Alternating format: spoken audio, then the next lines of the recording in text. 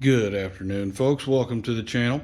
If all goes accordingly, this will most likely be my first video here on insert name here. I'm not quite sure that I'm settled on a name yet.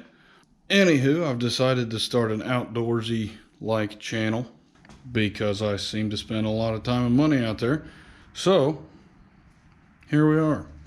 If you recognize my monotone and boring voice, it's because you may have seen me in other videos, such as building this race car right here.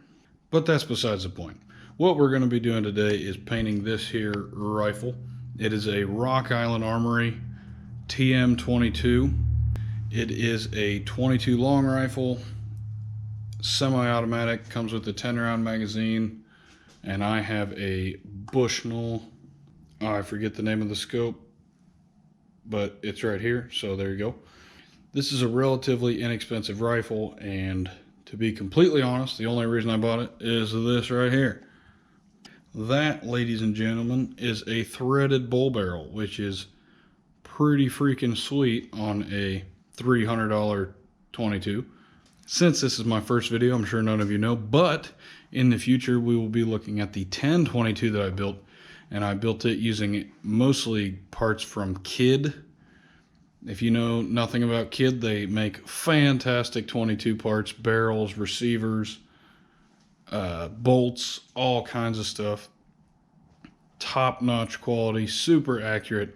That is my precision 22, and as much as I would love to use it for hunting, it does not have a threaded barrel, and that's no problem since 22 is already relatively quiet, but a suppressor would make it just a little bit better, and in certain situations it's very nice to have a quiet 22. This is basically the Woods gun, the Woods 22. In order to make it fit its new position, we're going to give it some camouflage paint. Never done this before, so we'll see how it turns out. Might be terrible, most likely will be terrible, but how wrong could it go, right? If you need a better tutorial of this, I would recommend going to Garand Thumb or somebody like that. They've made fantastic tutorials.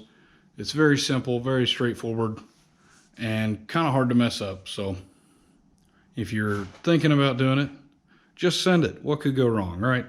Now, ideally, you would have 3 colors of paint, but because the Rust-Oleum camouflage paint seems to be in high demand for some reason, they never have any in stock. And so I was only able to get 2.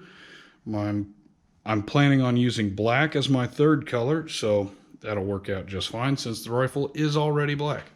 Another thing you'll need, masking tape to cover up all the stuff you don't want to paint. And then you don't have to do this. You can use some other form of texture, but I'm just picking up some maple leaves and other such things off the ground to use to create the texture on the rifle when I go to put the second coat. And then finally you will need a massive DeWalt chop saw to hack the gun into pieces after you paint it and realize that you don't like it. Kidding aside, let's get to taping up the rifle and then we will get to painting.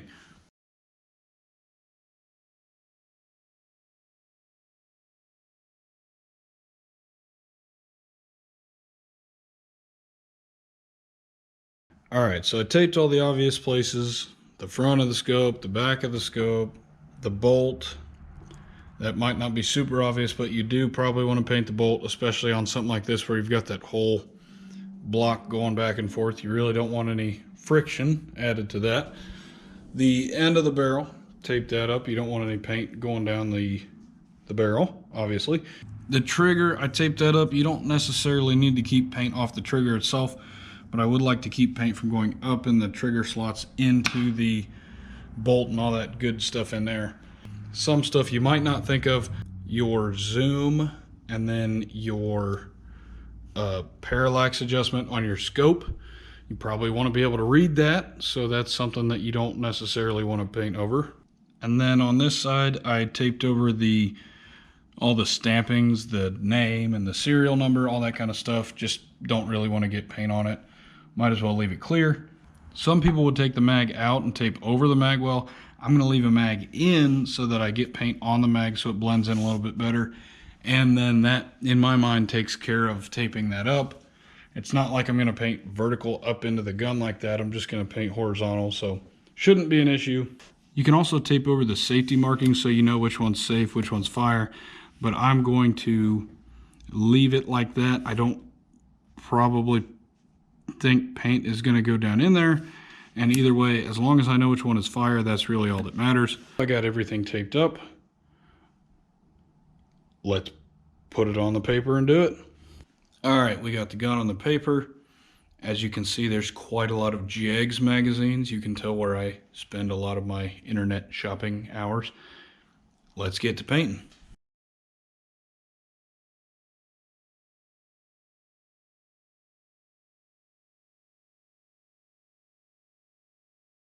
All right, so I tried to get a good pattern going here. You can see I went dark, light, dark, light. I tried to leave a little streak of black in between, but I started to realize that it didn't really blend well with the camouflage. So I kind of just faded it into the colors. Normally you want to go, if you listen to Garand Thumb, you want to go about a hand width of color. And I realized that actually after what I did, it ended up about that wide, but 4 to 6 inches, somewhere like that, of stripes. You want to kind of give it a diagonal stripe there so that it breaks up some of the linearity, if that makes any sense, of the gun. And that's pretty much just your base layer. So that's as long as you lay down some nice color there to get a good base layer, that's all that matters. Now comes the fun part. All right, so I'll try to explain this as best as I can, but what you want to do, you want to lay the gun down on its side like this. Then you want to take whatever you're going to use to break up the pattern. I'm going to use leaves that I've picked up off the ground outside. You can use anything textured. Some people use like a mesh laundry bag or something like that, or a net would work. Something that'll break up the plainness a little bit. Take something like that, lay it over the pattern. So I'll just take a leaf and go from there and spread them out over the gun.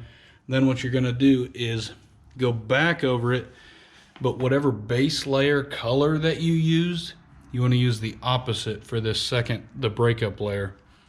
I know that's not a technically correct term, but that's what you're going for. So on this darker section, I'll use the lighter paint, lighter section, use the darker paint, and so on and so forth. So we'll see what that looks like. So here's my leaf layer for the first side. Tried to break it up as much as I could, and then again around these, where these leaf edges are going to be most pronounced, is where you're going to want to get a lot of the paint to.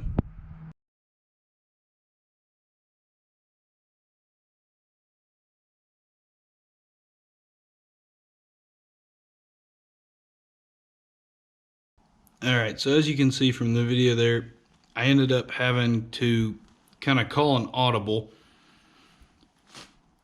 I don't know why I didn't think that these super light dried out leaves weren't going to move anywhere when I blew compressed air from a paint can on them, but that's what ended up happening. So